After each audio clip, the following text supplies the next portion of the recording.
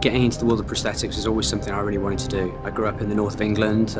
My father was manager of a local cinema. I sort of grew up with Star Wars and all the science fiction films of the 70s. I spent a lot of my childhood in my bedroom covering myself in latex, blood and gore.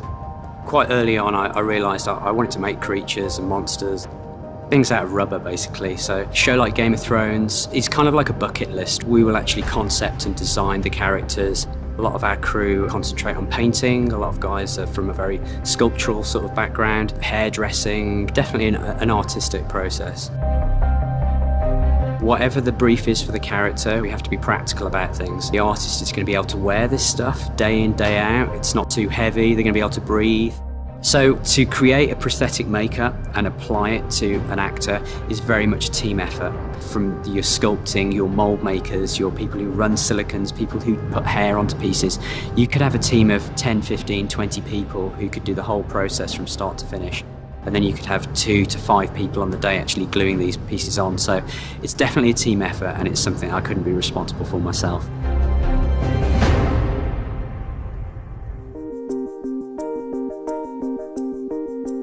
The build of a character would usually start with a life cast, basically making a mould of the actor's head, which we can then make duplicate heads out of. We would then sculpt the makeups and all the forms in a modelling clay all over the head, and then we would make moulds of the modelling clay basically on the formers of their face.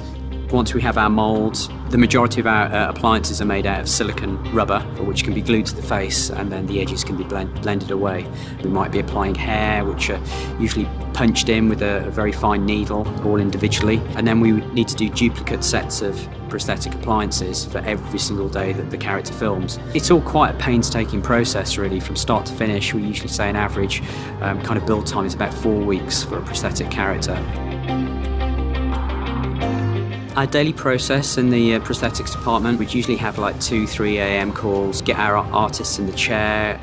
The process of gluing them into their prosthetics is usually about 2 to 3 hours, and the guys would then travel to hair. The moment we start with these guys to the moment they step onto set, it could be 5 or 6 hours. And then we would have a filming day of say about 8, 9, 10 hours, following the artists around all day, is prodding them and maintaining the makeup.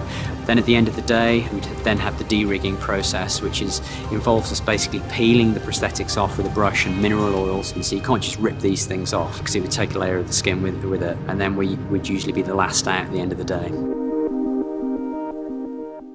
What makes Game of Thrones so special? I don't think I've ever worked on a project that's got such a varied amount of prosthetics and you have such a variety of things to make that it's very rare you'll be on a project and you'll be decapitating somebody the one week and then you'll be doing a full body prosthetic the next week. But the most enjoyable memories was probably the end of Hard Home last year. It was very cold, wet, muddy, smoke, snow. We had it all going on. We were covering them in loads of rubber each day. At times it felt like pandemonium, and then you just look across and have a look at the monitor, and it was so cleverly choreographed and orchestrated. You couldn't believe what you were seeing on film was what was right next to you. The feeling of achievement was incredible. I think that's probably one of the best memories I'll take home so far from Game of Thrones.